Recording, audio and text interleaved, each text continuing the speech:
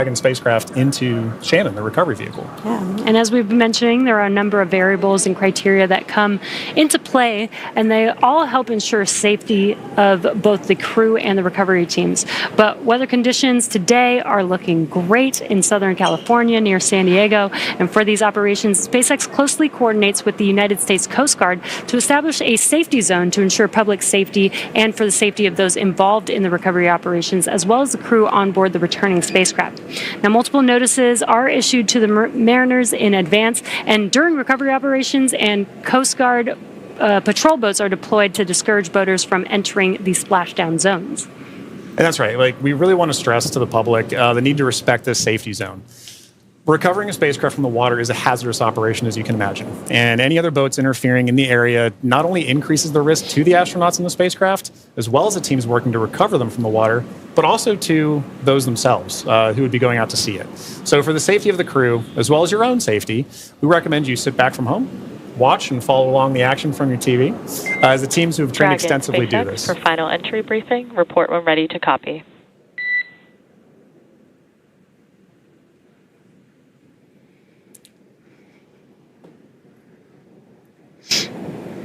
Dragon's ready to copy.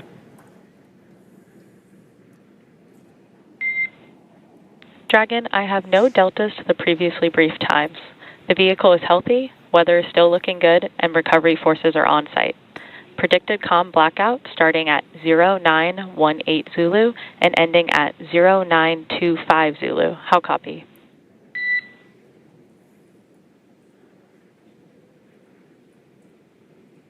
No deltas to the timeline. Everything's healthy and weather looks good. 0918 to 0925 for the comm blackout. That's a good readback, Dragon. And with that, I'll be looking for you to verify that tablets are secure, visors are down, and restraints are tightened no later than 150 kilometers. Dragon copy. Welcome.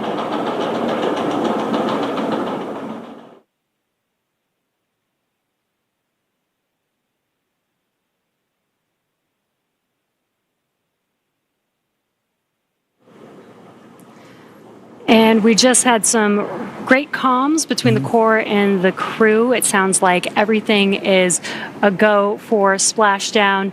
We are expecting the blackout period to begin at 2:18 a.m. Pacific time. That lasts about 6 minutes, completely expected. We will lose comms with the spacecraft as the vehicle heats up with plasma around it, but we do expect them to pass through that in about 6 minutes and regain comms after that. So really exciting, about 21 minutes away from Splashdown.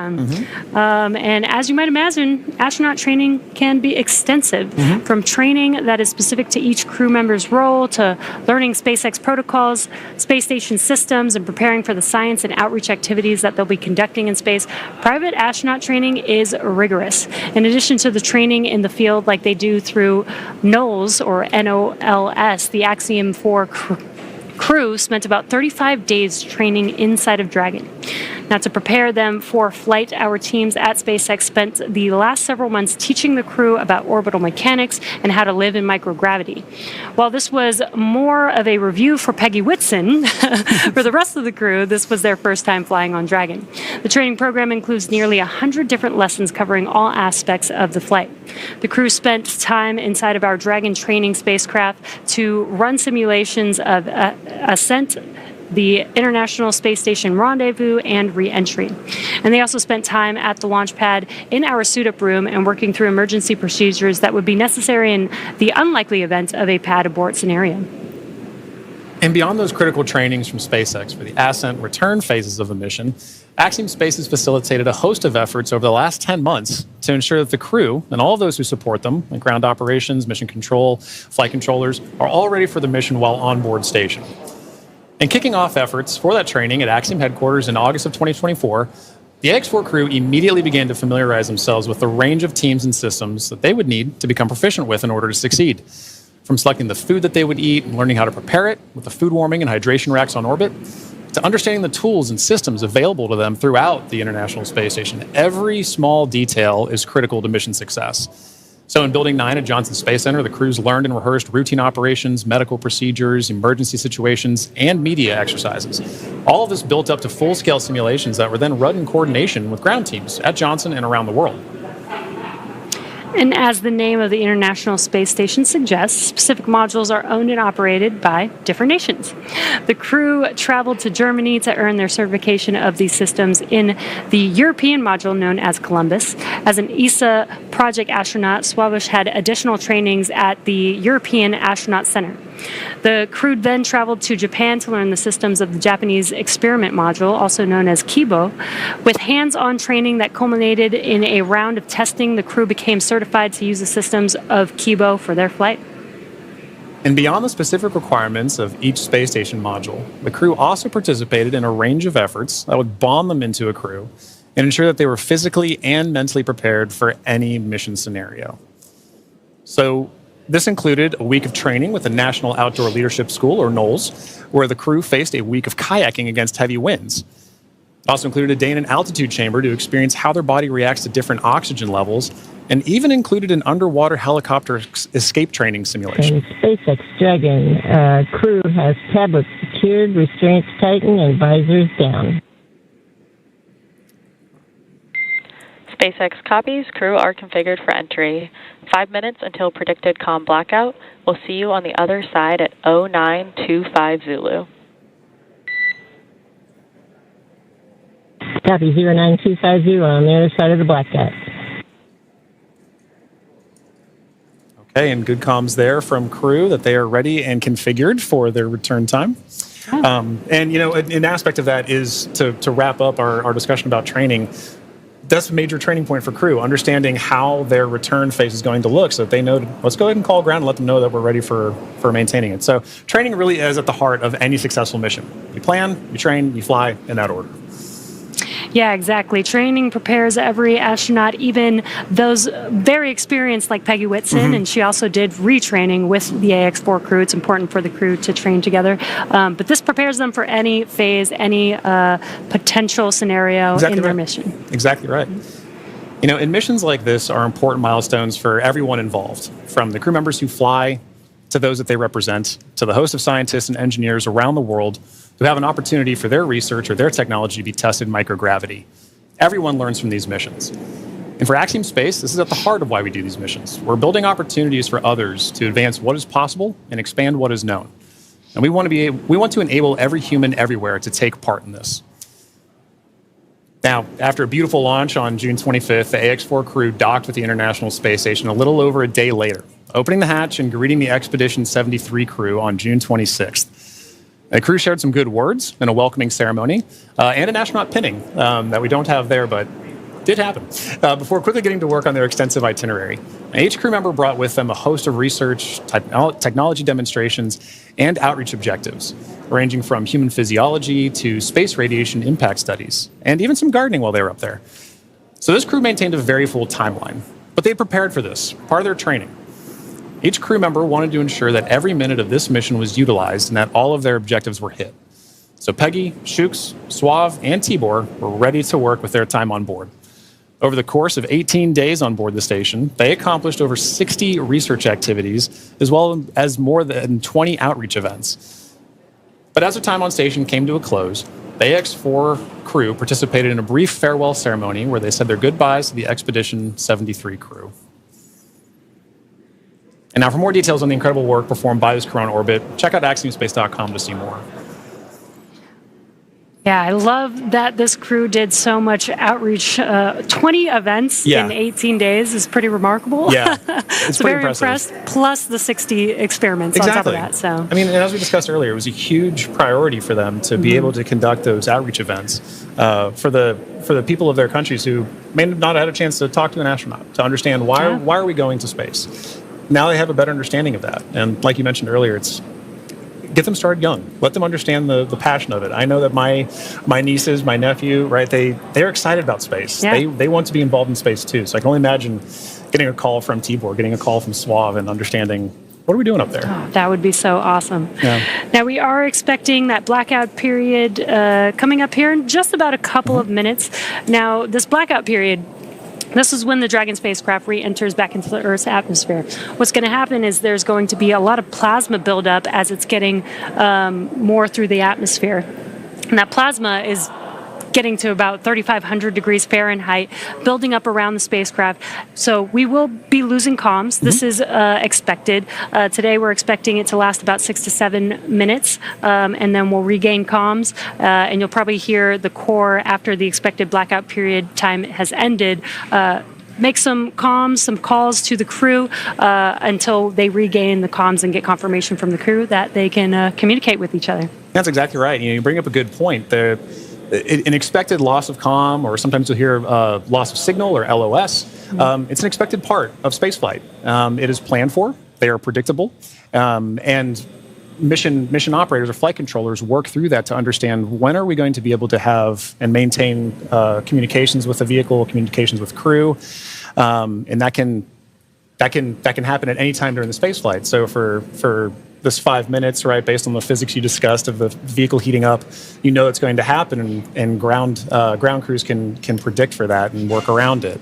But it's a good reminder that we're waiting for those verbal cues, not just visual cues that we'll get. So we've been able to see some visual cues today of crew in their suits, but also be looking for visual cues later, right? Good parachute deploy. We're also listening though for good verbal cues. So we heard a minute ago, Commander Peggy Whitson was calling down saying that crew is in a good configuration for us to go into this period of no comms. Yeah, and we do expect that blackout period has probably begun at this point. That's and right. Speaking of visual cues, I've had the opportunity to talk to some of the astronauts that have flown on our Dragon spacecraft, and they've said it's kind of one of the most spectacular sights they've seen. Really? With different, they said it looks like sparks outside of the window, but with multiple different colors, multiple different looks of what that plasma heating up around the vehicle looks like. So they should be experiencing that right now. The AX-4 crew still inside of the Dragon spacecraft.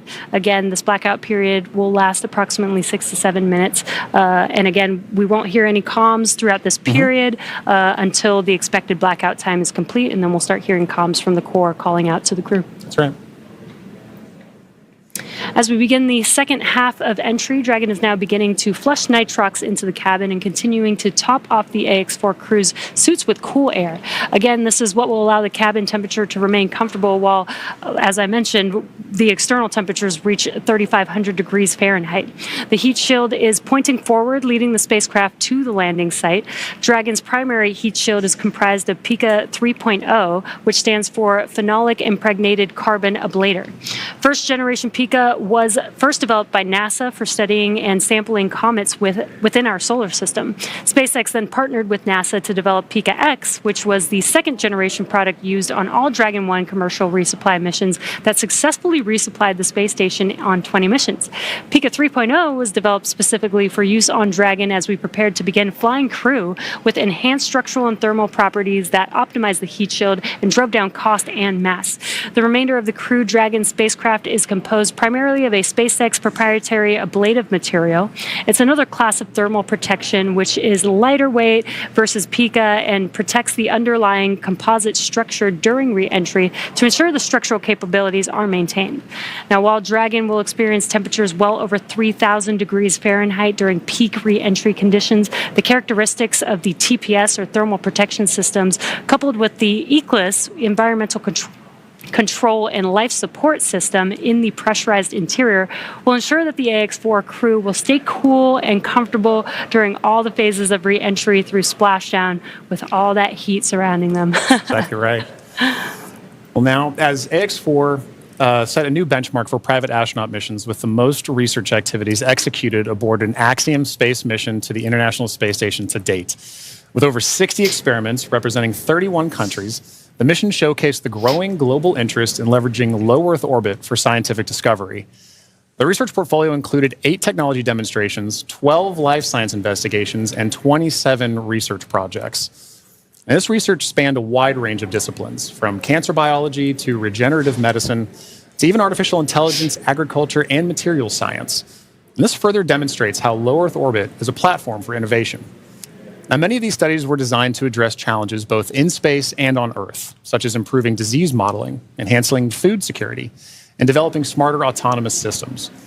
The scale and diversity of the AX4 research portfolio reflect a shift toward more collaborative science on orbit together, positioning commercial astronaut missions as catalysts for advancing knowledge and solving real-world problems.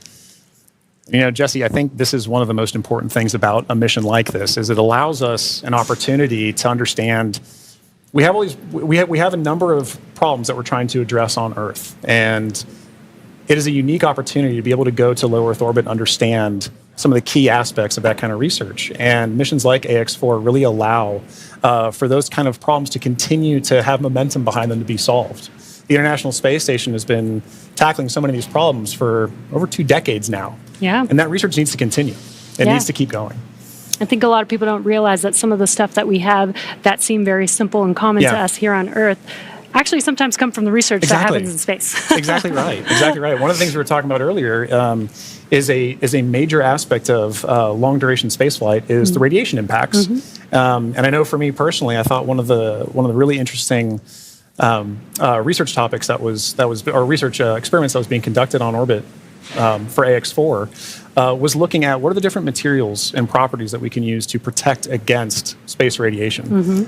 So during the mission, we had a great call between Peggy, Swav, and Dr. Lucy Lowe with Axiom Space to discuss exactly what it is that we're trying to protect for and understand why space radiation is so difficult to wrap. So, you know, missions like AX4, they're all important. And we are now seeing great confirmations of the Dragon spacecraft making its return back to Earth right now.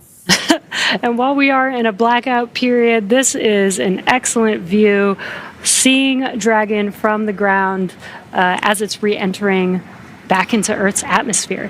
Now, that blackout period is expected to conclude at 2:25 a.m. Pacific time, so just a couple more minutes here, and then hopefully we'll get some comms back between the core and the crew. But in the meantime, at least got some cool views of the crew almost back down here on Earth. Exactly right. And you know, making that kind of visual confirmation is such an important part of what we're tracking today. We're tracking a lot of very dynamic operations. And so being able to see what we see on the screen there is incredibly important for mission controllers. Dragon, SpaceX, comm check.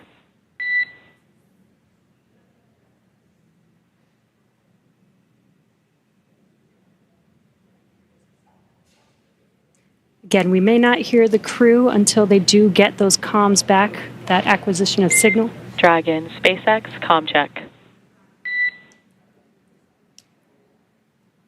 SpaceX, Dragon, we have you loud and clear. Dragon, we have you the same. Expect automated chute deployment. Dragon copies, automated chute deploy. And great news, as you heard there, we got comms from the X4 crew. That's exactly what we're waiting for, and I love that you can hear the excitement in Peggy's voice, too. It's like she's done this before.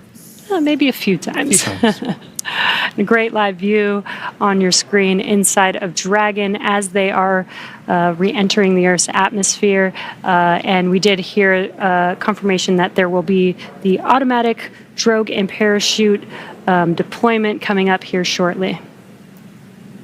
And on your screen with that great live view. GPS converge. Expect nominal altitude for drogue chute deploy. Copy. Nominal GPS chute deploy. And we're going to hear a lot of comms back and forth throughout these last 5 minutes here as the core will be calling out their altitude as they're making their way down, as well as when the drogue parachutes deploy and the main parachutes deploy.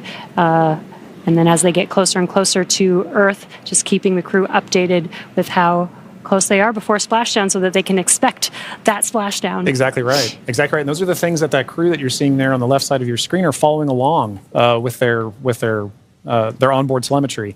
And for you at home as well, you can see on your screens as well things like vehicle speed, vehicle altitude. All those are really important metrics that we're trying to understand as part of the visual confirmations, the audio communications or the verbal communications that we've gotten with crew. We're also getting vehicle communications and telemetry to all understand how we're looking as we lead up to these next 4 minutes before. And there you can see on your screen, the seats are rotating for the crew. This prepares them for that splashdown, so they do Brace for drogue window. They do reorient the crew depending on the dynamic events that are happening. So the crew does lean back during re-entry. Crew is braced. And then they are sitting up a little bit more upright for those drogue and main parachutes to deploy. That's right. Having them in that position helps distribute the forces correctly so that when they're experiencing that dynamic event, they're as comfortable as they can possibly be. Yeah. We're now waiting for confirmation that the Dragon's chutes have deployed, coming up here just in under a minute or so. Just prior to the deployment of the initial drogue chutes, Dragon automatically safes the propulsion system. Dragon then deploys its drogue parachutes to stabilize and decelerate the vehicle. Then just before drogue deployment, seats automatically rotate to 26 degrees, which we just saw there, to keep the crew within acceptable G limits for entry and landing. And excellent view. great view. Drogue parachutes are deployed.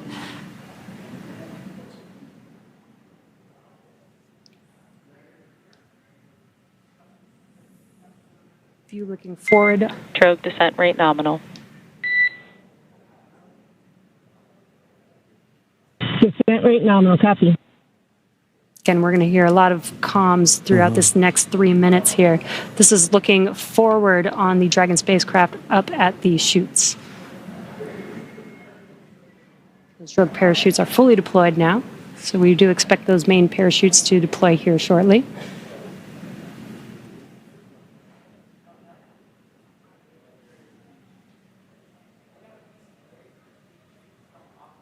If you're just joining us, we have now confirmed that the AX-4 crew on their return home is roughly 2.5 minutes out from splashdown, and our main chutes have deployed.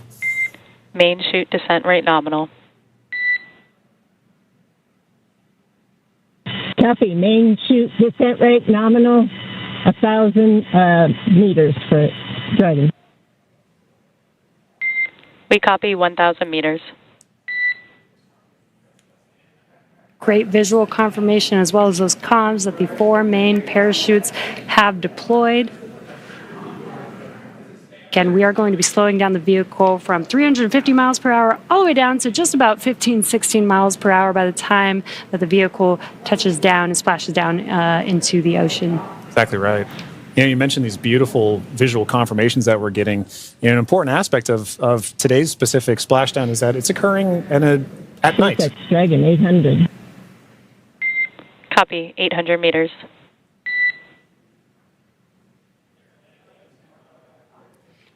Commander Peggy Whitson confirming the spacecraft's altitude as it's making its descent into the Pacific Ocean just off the coast of San Diego in Southern California. Yes, love that it's coming off the coast of my hometown. 600 meters. 600 meters. And at 600 meters, we're just under a minute before that expected splashdown. The landing in water is a lot simpler and more reliable. Provides a little bit of margin against unlikely parachute issues. We did have to learn how to make Dragon waterproof as we are splashing down into the ocean. But SpaceX copies 400 meters. Reminder to brace for splashdown.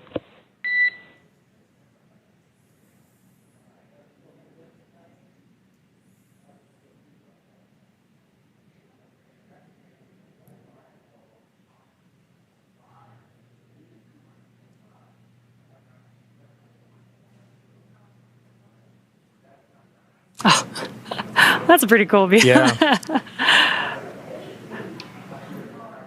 That's right. Maintaining the vehicle's signature through things like cloud lighter and any kind of atmospheric disturbance allows us to maintain visual contact with the vehicle as it's making its final descent towards water landing. And it's a little foggy, as you can see there. Yeah, Pacific fog is rolling in. We've got some very bright lights as Dragon, you can see the ocean there. Dragon is about to touch down in just a few seconds here. And working their way towards the vehicle are the SpaceX and Axiom support teams that will be present for the next phase of our splashdown coverage today. At this point, we'll be waiting for confirmation of the crew's safe landing, and then we'll move into the phases of this mission, which are really, let's recover the vehicle, let's recover the crew, let's make our assessments, and at that point, we'll be covering. And we have splashdown of the AX4 crew back on planet Earth. Welcome home.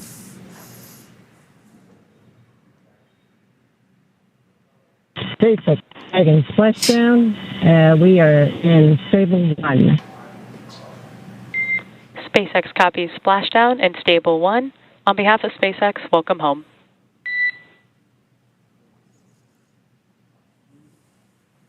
And thanks for the great ride and the safe trip, and Grace is happy to be back.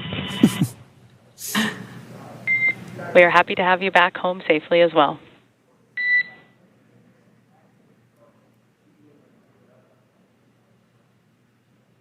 Some words between the core and our commander, Peggy Whitson, as the AX4 crew has made it back home, splashed down at Dragon. SpaceX, for your awareness, SISTI system verifications are in progress. I will report back when recovery personnel are en route.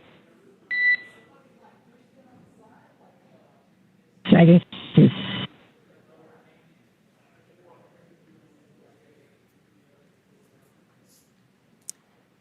Yeah, so now you can see a couple fast boats are going to be approaching the Dragon spacecraft. They're going to start with making sure that the spacecraft is safe. They're going to do some sniff checks. They're going to pick up those main parachutes. As Dragon splashed down, the chutes were immediately cut to make sure there's no safety issues there. So we'll pick up those main parachutes up.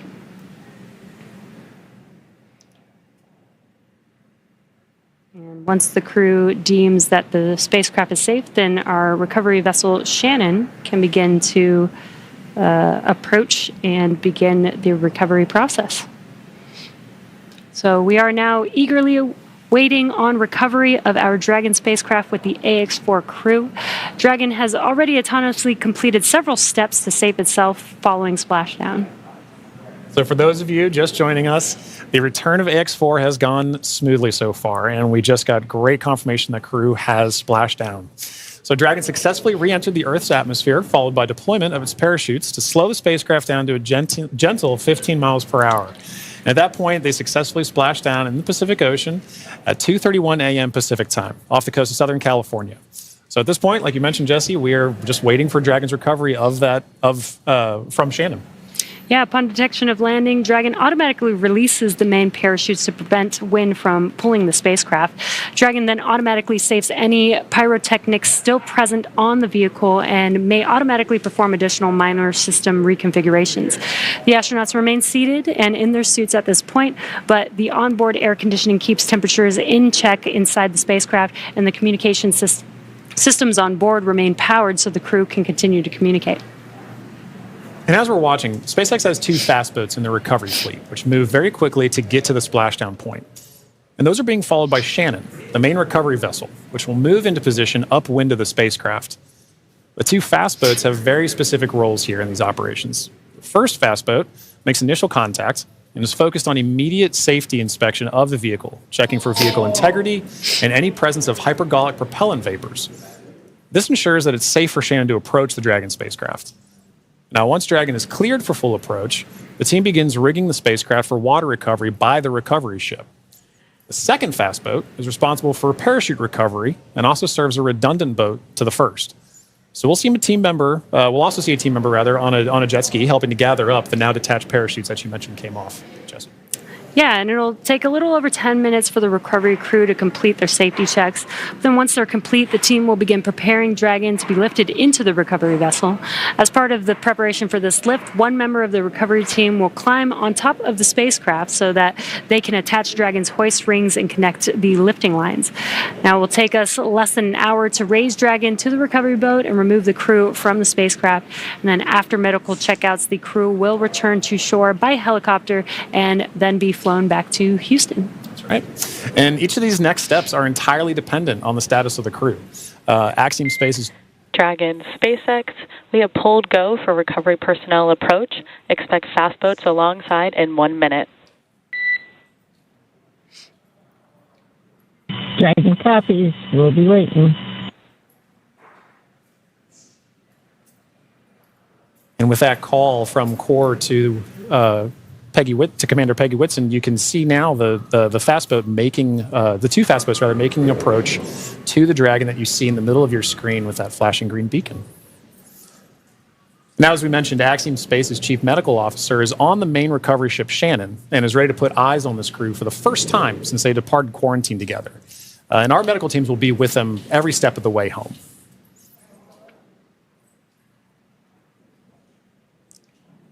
It is nighttime, so we do have this infrared camera to help us see a little bit more clearly. That's the Dragon spacecraft in the middle of your screen there.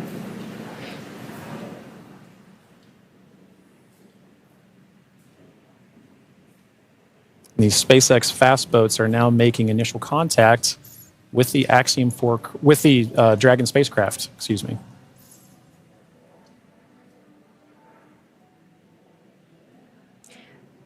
You can also see the red and green lights on Dragon, just similar to starboard and port on a ship. We have that for nights like this where it's a little bit harder to see the orientation of the vehicle, so those red and green lights help us understand which side of the vehicle and orientation that we are approaching.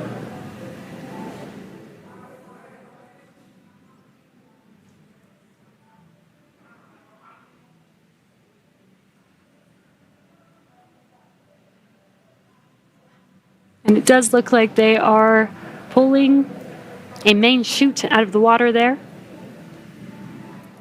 Again, those detach immediately as soon as the spacecraft splashes down.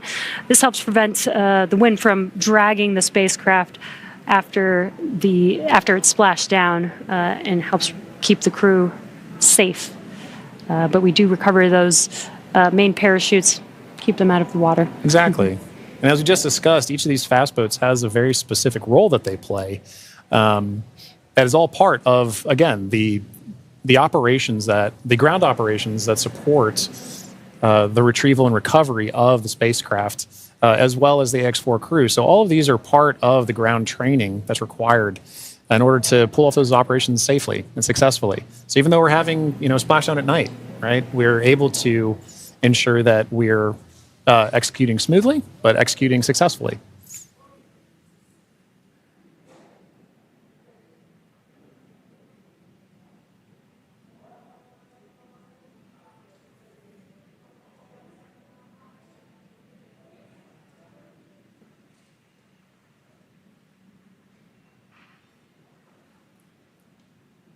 We're now looking at some additional views that we're getting in of the fast boats making their contact with the Dragon spacecraft. And we should be seeing a crew member actually climb on board the spacecraft. Yep. Do some final safety checks and then help begin setting up the rigging for the spacecraft to be lifted out of the water. That's right. It's all part of a coordination, a choreography of events, right? Getting from spacecraft is in the water. What are the next few steps that have to occur before we can get Dragon onto the recovery vessel Shannon? And this is a very key moment in that. Yeah, and right now you can see them doing the sniffs, making sure that there's no hazardous gas or chemicals around the vehicle and that it's safe for the team to actually approach and climb onto the spacecraft.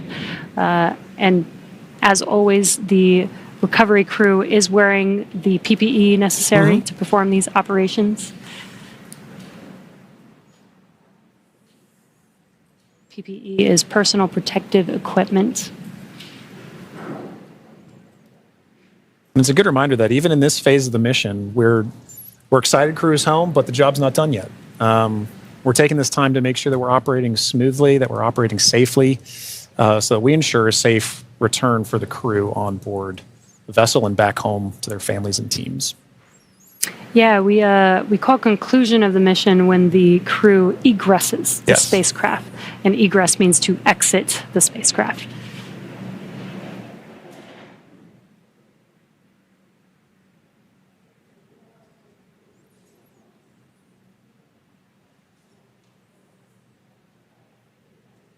Got some calm waters there, which is great. Yes, exactly what we're Southern looking for. California, Southern Pacific Ocean, as we splash down off the coast of San Diego today. Dragon, SpaceX, hypergol sweeps, and unfired ordnance checks are nominal. Rigging is in progress. Approximately 5 minutes until capsule lift. We have SpaceX flight surgeon standing by. Please confirm crew are ready for post-splashdown PMC. Dragon, copy, go, and we are ready for post-PMC. Copy that, Dragon. The next call you hear will be from flight surgeon on Dragon to ground privatized.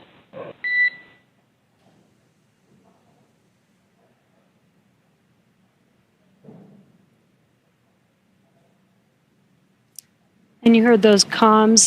The team is going to do some medical checks. They are going to do that on a private net.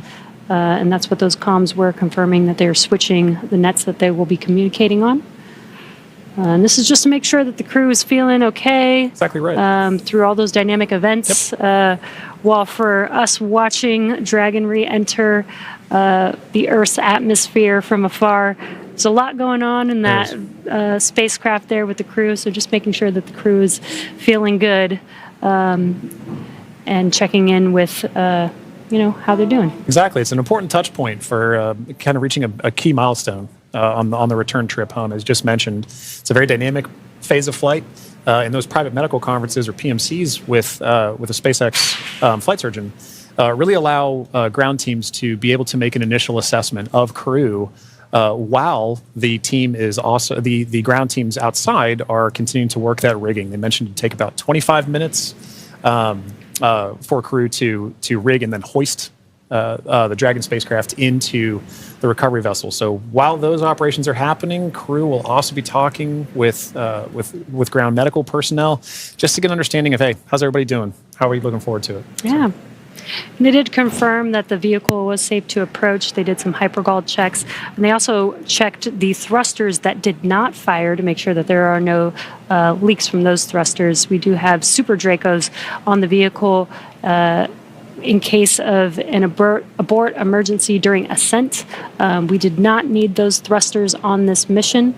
And again, they are only used for the ascent portion, but we do want to make sure that throughout the mission, as the Dragon spacecraft was docked to the International Space Station for 18 days, that everything is still good and safe, again, to complete these final recovery operations.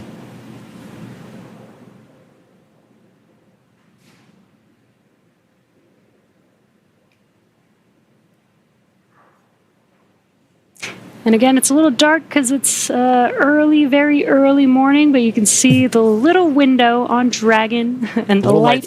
Little light inside there as the crew is patiently waiting recovery operations. It's a very different view that they're having outside that window than they had for their flight up and their flight home. Yes. But all the same, I'm sure that they're also glad to say, hey, we're home. If you're just joining us from home, you are seeing live views of the Dragon spacecraft that has returned home from the Axiom 4 mission. After launching on June 25th, the Axiom 4 mission... Dragon, SpaceX, Dragon to ground is now unprivatized. Comm check. We have you loud and clear on Dragon ground. Copy, Dragon. We have you the same.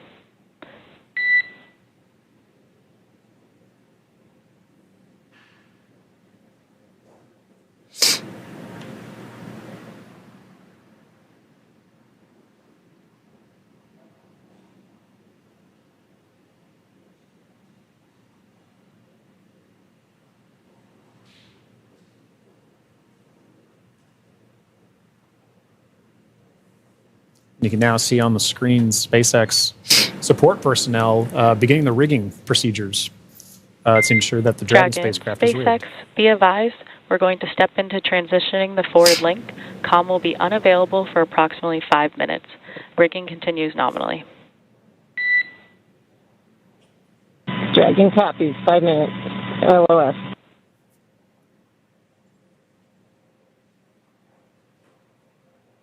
Again, the Corps just keeping the crew updated with the operations that they're performing. They won't have comms for about 5 minutes, but rigging is continuing, as we can see there, with the recovery crew member standing on top of the spacecraft. Yeah.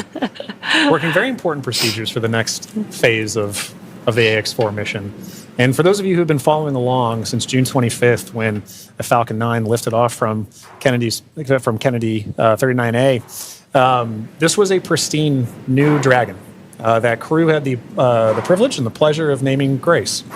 And now that it's gone through its first mission and landed back safely in the Pacific Ocean, you can see exactly what the spacecraft goes through on its return home, but very much a sign of a successful mission.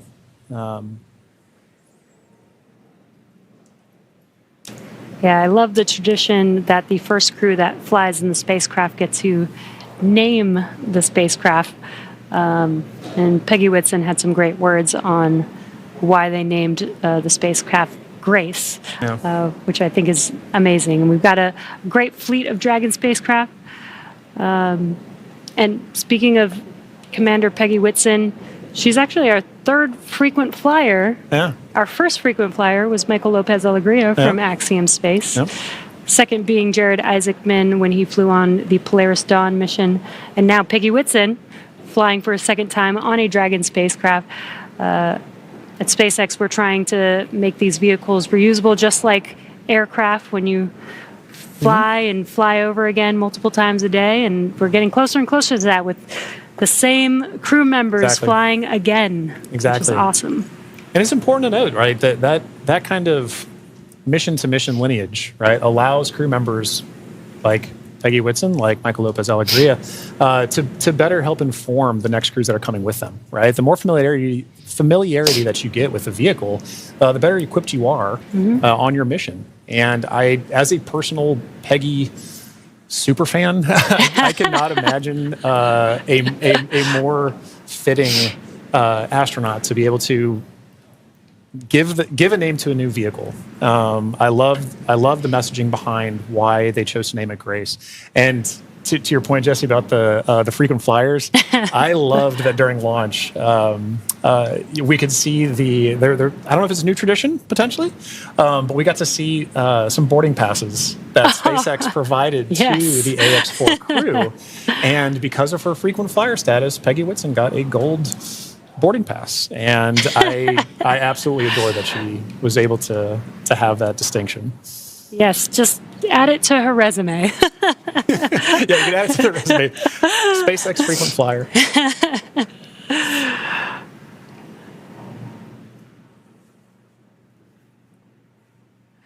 Yeah, I love the boarding passes. Again, always trying to make it as common as aircraft, planes that we fly on every single day. Exactly. And we're still just in the beginning, but I feel like we've made a lot of progress in the last 5 years, and we still have a lot of new things, new missions, and improvements that we want to make to, future spacecraft and launch vehicles. So I'm excited for the future. I really do believe that we could get to aircraft, plane, regular flight, multiple flights a day within our future. I think we can. And, human spaceflight it's a team sport. And it is something that you are always learning from.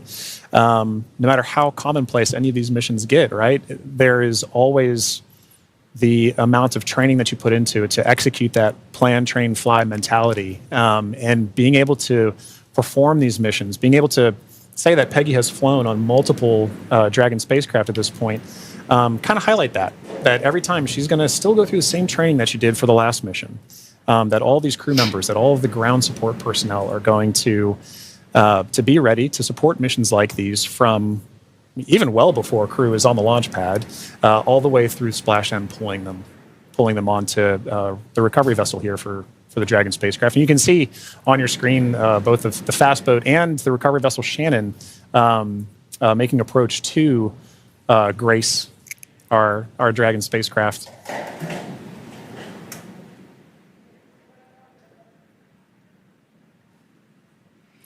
There you could see what we call the Dragon nest.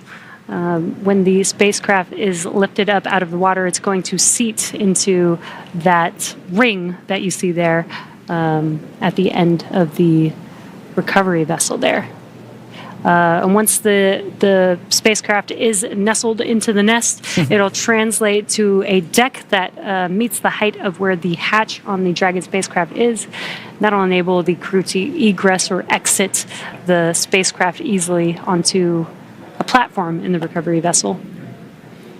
And talking about the crew, Jesse, we've mentioned this idea of this kind of understanding the aspects of spaceflight, as mentioned earlier, being able to do STEM engagement on the mission, but also being able to spend time and honestly, your crew commander being somebody like Peggy Whitson, for Shooks and Swav and Tibor to be able to take that knowledge back to their respective space agencies and to their countries is a huge step forward for what you just mentioned earlier about making sure that that human spaceflight as a team sport continues for everybody to understand what's going on, because now Shooks and Swav and Tibor have a very important distinction, and they now have a very unique perspective on what it takes for a human spaceflight mission to occur.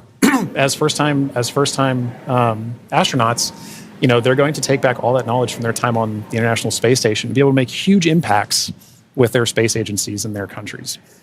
Yeah, I'm sure they learned a lot from Peggy Whitson, but also the other crew members that are currently on board the International Space Station. They got to interact with so many different people with diverse skills. Exactly. And 18 days is quite a long time in space. It is.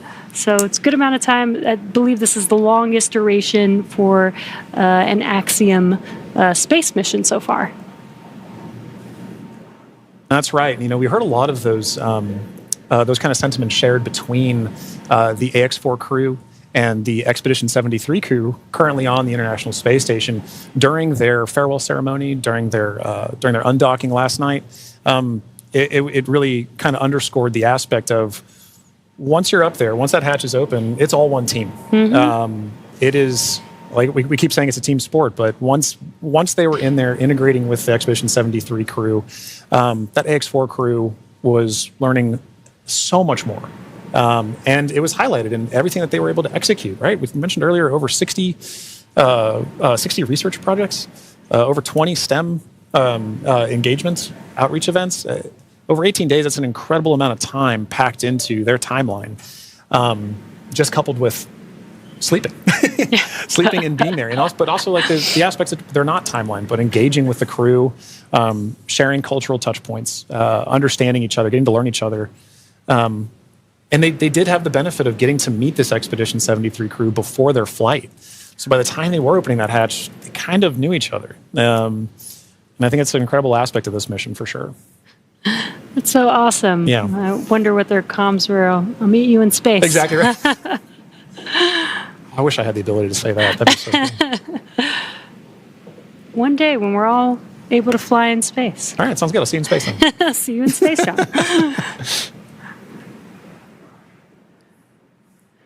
Looks like we're getting closer. They are pulling the spacecraft towards the recovery vessel. Looks like we're rigged up, and you can see the hydraulic lift moving forward and down. And then it will begin to lift the spacecraft out of the water and again into that Dragon nest that you see there on the recovery vessel.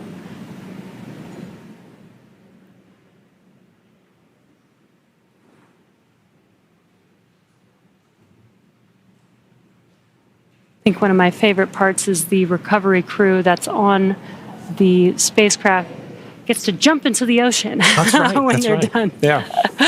And it's nighttime in the Pacific, so it might be a little cold. It will be a little chilly. But definitely a unique part of the job. Exactly right. And you can see all the support crew. There was just a fast boat on the screen that made its way off screen there, but you can see the number of support crew that's kind of going into supporting an operation like this. it may look like it's not happening very fast, but there are a lot of steps that each of these crew members are responsible for ensuring that the Dragon spacecraft is pulled into that nest safely but smoothly, and they're working towards that now. There he goes. Love that. Despite the freezing temperatures, it looks fun. And he got out of the water pretty fast, so I think you're right about that.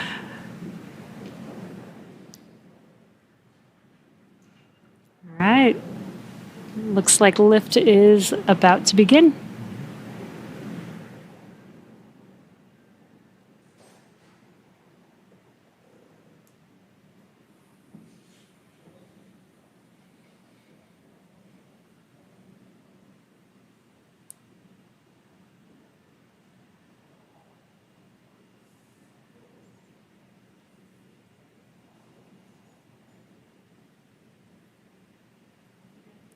Those of you just tuning in, the AX4 crew splashed down off the coast of Southern California a little under 30 minutes ago.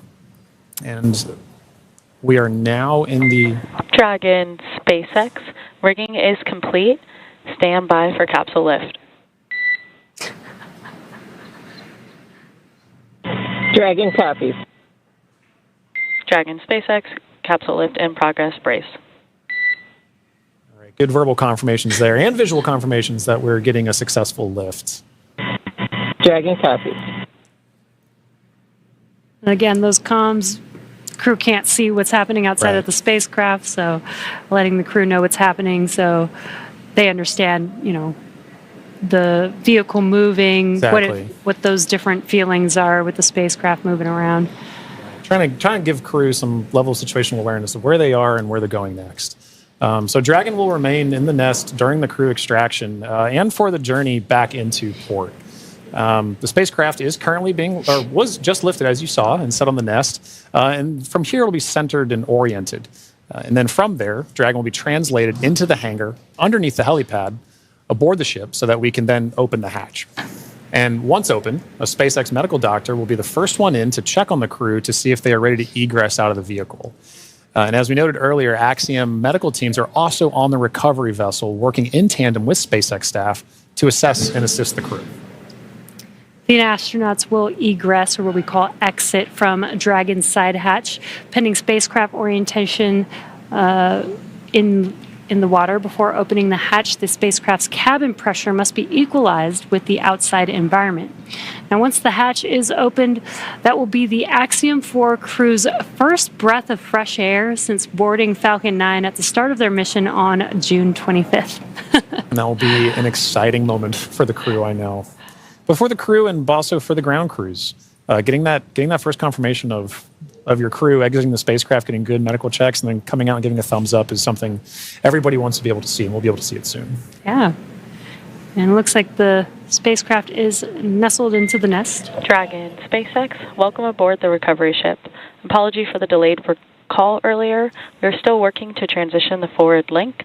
Recovery personnel are completing their final checks, and I will let you know when we are ready for translation across the deck to the egress platform.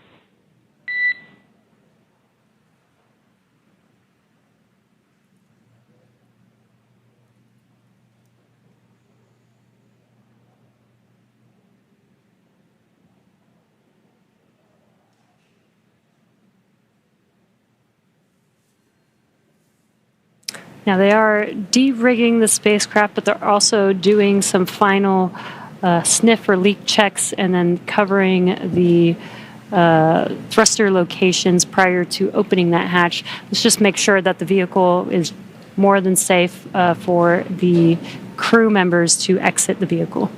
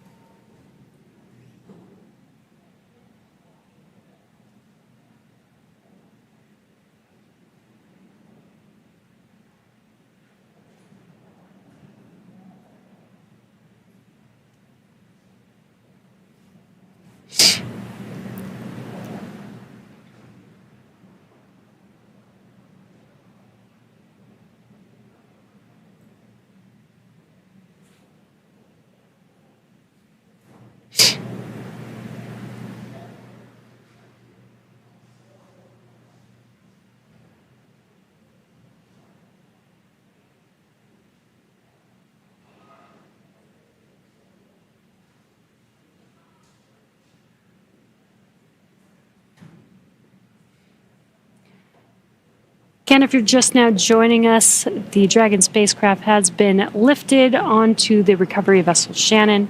Now the recovery crew is safing the vehicle. They're putting some covers on the thrusters of the vehicle just to ensure, now that the spacecraft is no longer in operation, we don't need those thrusters. They did some sniff checks before they put some covers on it. SpaceX, comm check. We have you loud and clear in Dragon. Copy that, Dragon. We have you the same. Welcome aboard the recovery ship. We are working to troubleshoot the forward link transition. Stand by for translation across the deck. I'll let you know when we're ready for that. Okay, copy.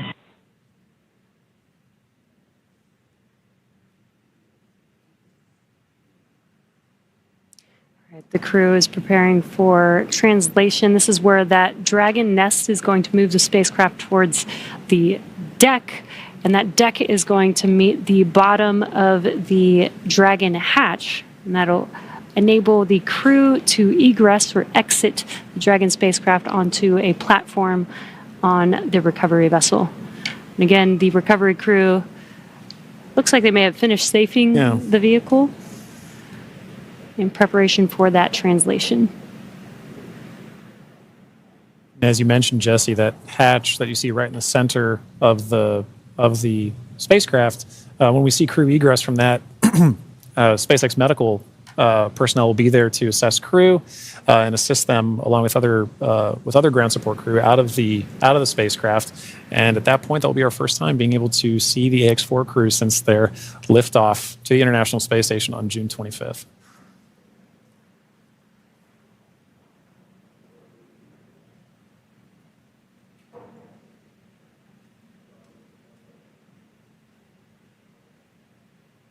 On a side note, I do love seeing crew go into and come out of the hatch, whether it's the side hatch or whether it is the docking port. I love seeing the smiles on their faces.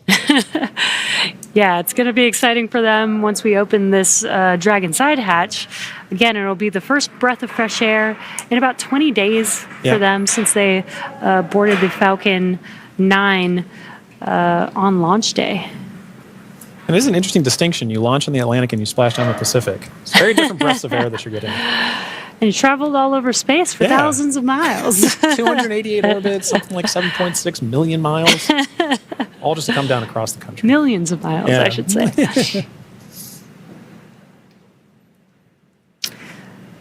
It's definitely a great passport to have. It is.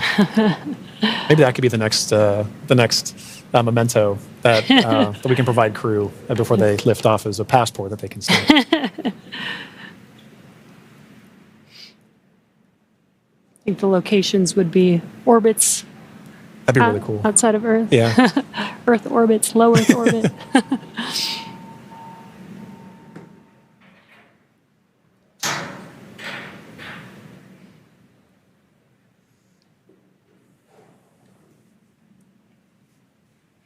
Again, next up, we are expecting the translation of the Dragon spacecraft named Grace, named by the Axiom Mission 4 crew.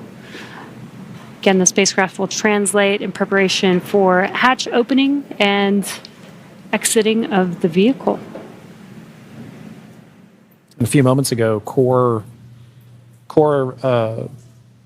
spoke with the AX-4 crew to let them know that the translation will be happening soon. Dragon SpaceX, final checks are complete. Translation across the deck to the egress platform will begin shortly. There is a chance that we get a lot of alarms. No concern. Dragon copy.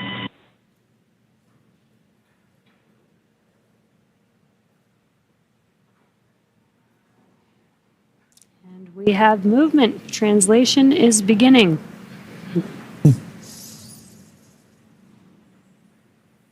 Some residual ocean water splashing down, and then we are washing down the hatch area. Again, just preparing for the vehicle's side hatch to be opened. Getting some of that salt water off, maybe some of that plasma from reentry off. Right, all nominal processes to ensure that that crew can safely egress the vehicle, but also that ground personnel are safely protected while handling the spacecraft and crew as well. So at this point, we can see SpaceX personnel positioning themselves to support in this, as well as the spacecraft making final approaches to that upper landing pad for crew to egress the vehicle.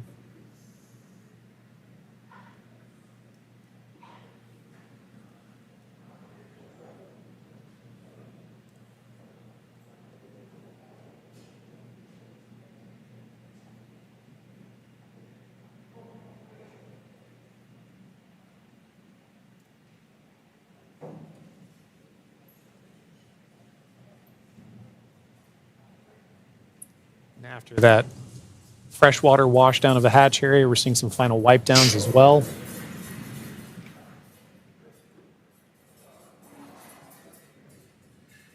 For those with a keen eye as well, you can see on the side of Grace, as it was making its approach towards the upper landing, the Axiom logo proudly displayed on the spacecraft. We had some great shots during the docking footage of SpaceX, Axiom, making a beautiful image of the vehicle docked to the International Space Station. It's a little worn. A little toasty. A little toasty. A little toasty. All part of nominal ops, though. 3,500 degrees Fahrenheit will do that.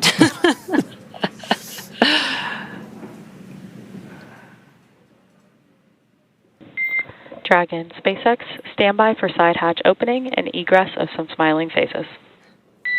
Here we go. All right, we're looking forward to it.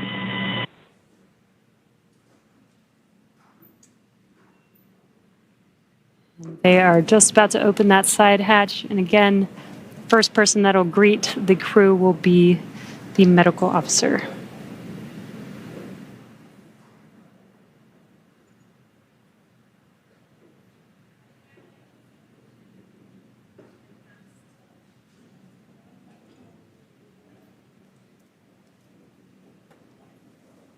The hatch is open, and ground crews are making first contact with the Axiom 4 crew.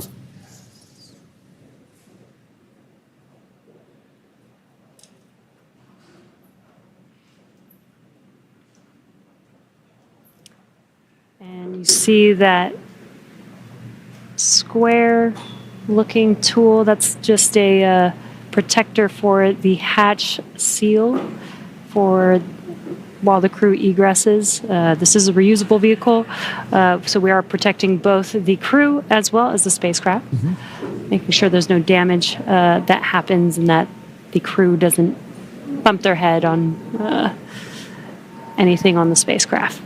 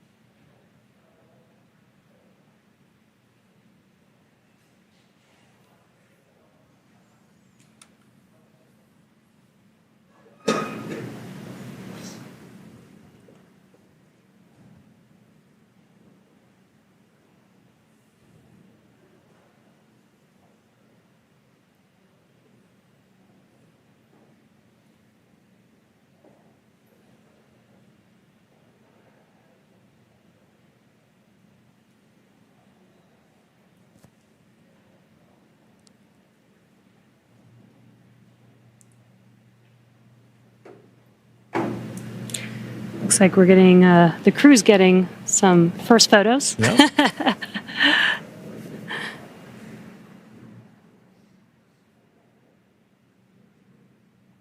That's a good sign that they had good initial comms with medical personnel. So this time we are now if you're just joining us, we're waiting for the AX-4 crew to egress or exit the Dragon spacecraft, also known as Grace, as part of the conclusion of their more than 20-day mission to the International Space Station.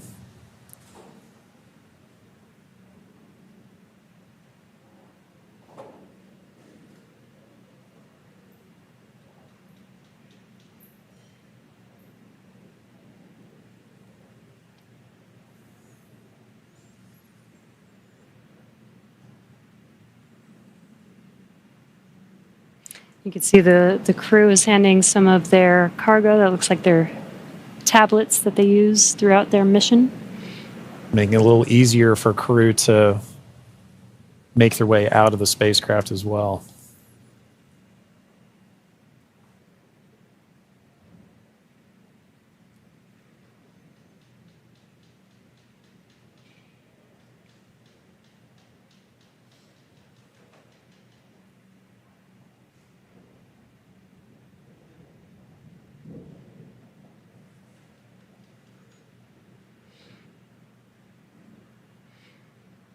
Looks like they just removed the footrests.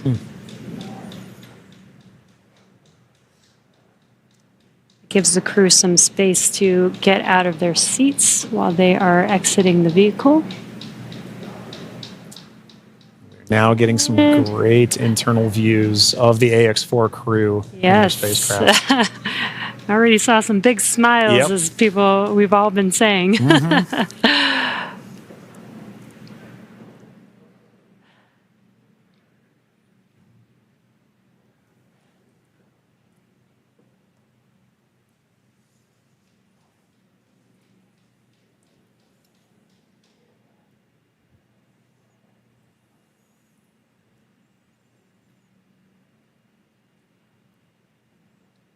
As we wait for the AX-4 crew to egress the vehicle, you can see ground crew is still putting in aspects of I'm not going to call it rigging, but hardware to help the crew get out of the spacecraft more easily. Reminder that they've been in microgravity for a little over 20 days, and occasionally your first few steps back on Earth can be slightly challenging. It's a little different in microgravity than dealing with the gravity here on Earth.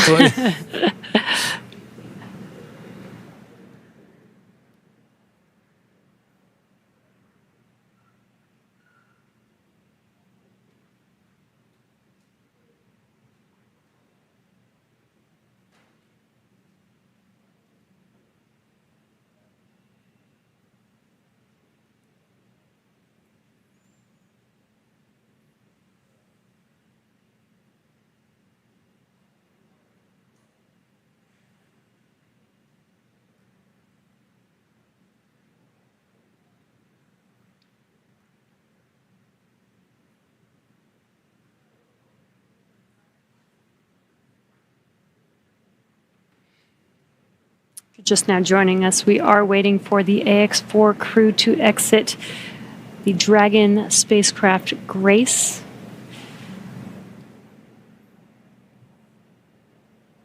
Peggy, Shooks, Suave, and Tibor are at the end of their Axiom Mission 4.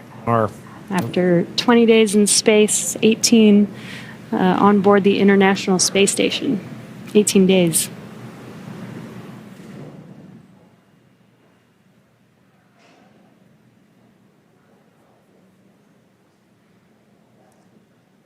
And now this wraps up a very significant portion of the mission, but it's not entirely over. We still have a few medical checks to go, and then in addition to that, the AX-4, all the research done on the AX-4 mission is all going to be in a world of post-processing, analysis, assessment, and that's all part of it, as well as crew debriefs. So, following after crew egresses, the spacecraft and gets good medical checks, at that point we'll be getting the crew back home and then continuing the final, we'll call it terrestrial-based operations of the That's AX4 right. mission. I guess it's more of the end of the space-facing portion of These the mission. operational phases. Right.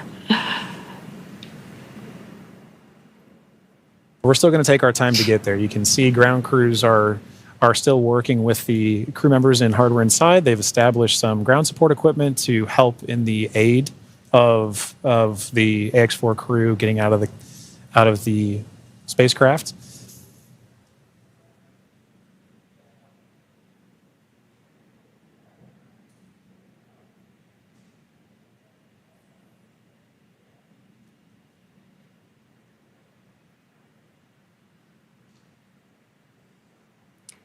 And some of their aids are not too complex. That white platform that you see there is essentially a slide. Yeah. But an important one. A very important slide. But in addition to that slide, we do have, there's a complex tool that you mentioned earlier, Jesse, about protecting the seals.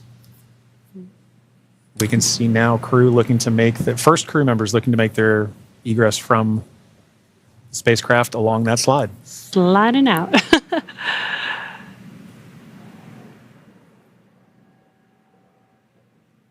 And there she is. We see Commander Peggy Whitson, all smiles, exiting the spacecraft Grace. That is a beautiful sight. Peggy Whitson, the AX4 commander, is home, having logged 695 days in space on 5 flights. She is the 7th on the all-time list for most days in space by a human.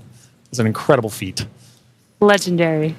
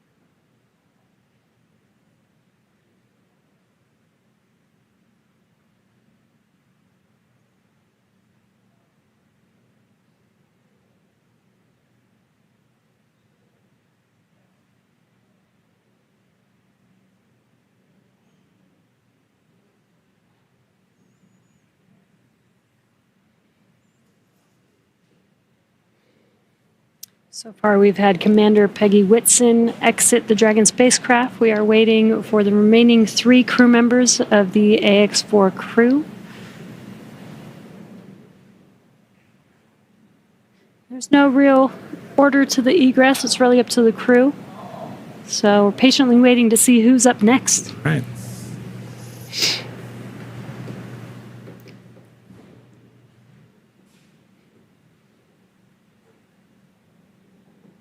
If Peggy is in the indication, which I think she is for this particular crew, we'll see another big smile coming out of the Dragon spacecraft in a moment.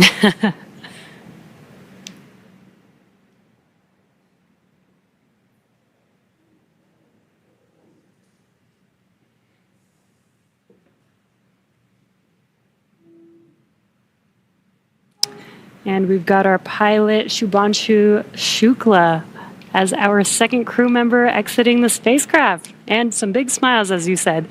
India reached a major milestone for the nation's space exploration goals. AX4 pilot Shubhanshu Shukla became the first astronaut to fly from the country's newly established astronaut corps.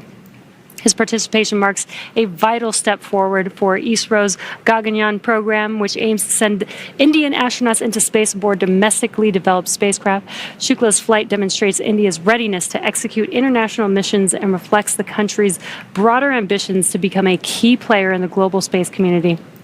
As India continues to expand its capabilities in crewed spaceflight, this mission serves as both a proving ground and a symbol of its commitment to innovation, collaboration, and leadership in space exploration.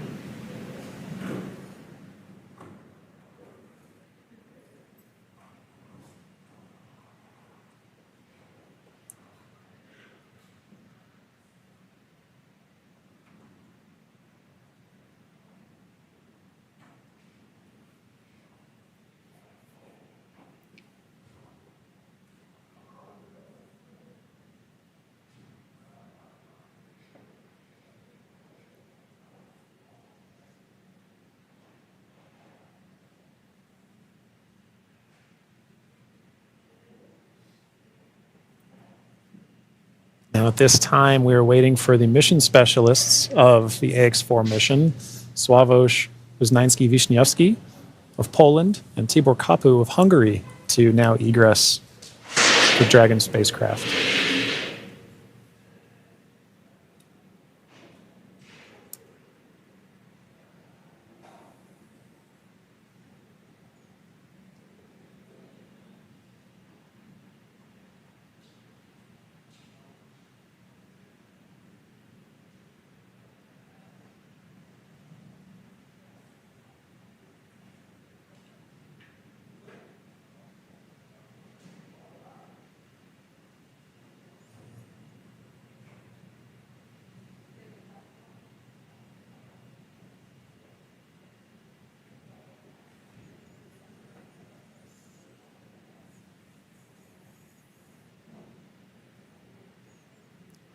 We have our third crew member now egressing the vehicle. And there is Sławoszem Uznański-Wiśniewskim of Poland. Sław is all smiles for this, which I love to see. Now, Poland's participation in the AX-4 mission through the Ignis program marked a pivotal step in the country's growing role in space exploration. Astronaut Sławoszem Uznański-Wiśniewskim, flying in partnership with the European Space Agency, led a research agenda focused on some of the most pressing challenges in human spaceflight: mental health, artificial intelligence, and radiation monitoring. These areas are critical not only for ensuring astronaut well-being on long-duration missions, but also for enabling safe and sustainable exploration beyond low Earth orbit. The Ignis mission reflects Poland's strategic investment in cutting-edge science and its ambition to contribute meaningfully to the future of deep space travel. It also signals a broader shift in Europe's space landscape, where emerging space nations are taking on increasingly vital roles in shaping the next era of exploration.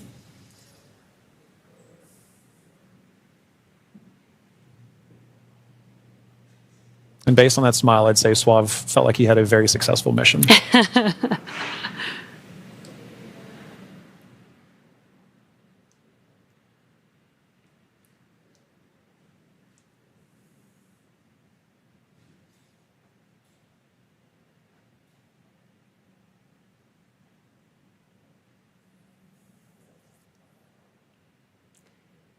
3 or 4 crew members have exited the Dragon spacecraft. We're now just waiting for the final crew member, Tibor, to exit the spacecraft here.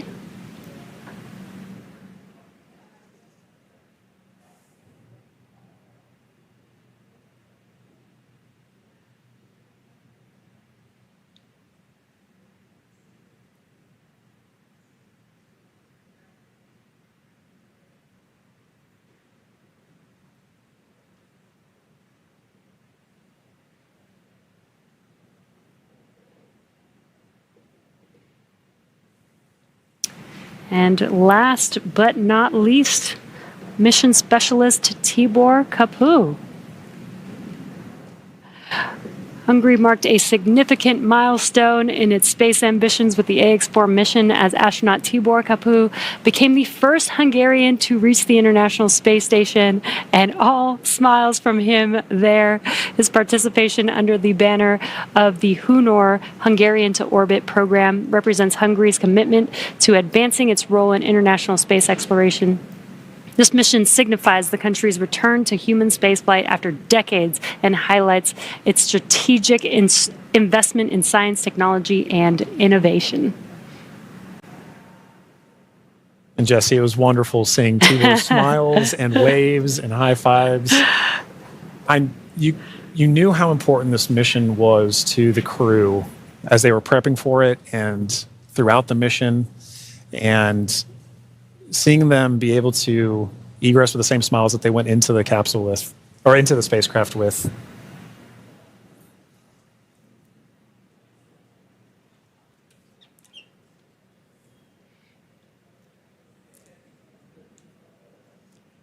Well, at this point, the crew is now safely back home on Earth. Yeah. Now that our crew are safely back home on Earth and getting the first checks by SpaceX and Axiom space medical teams, we're going to wrap up our live coverage of their historic return. 4 lifted off from Launch Complex, from Launch Pad 39A at 2:31 a.m. Eastern Time on Wednesday, June 25th, and arrived at station on Thursday, June 26th. They spent about 20 days in space and 18 of those days on the International Space Station before undocking yesterday. And then this morning at 2:31 a.m. Pacific Time, they splashed down off the coast of San Diego, California.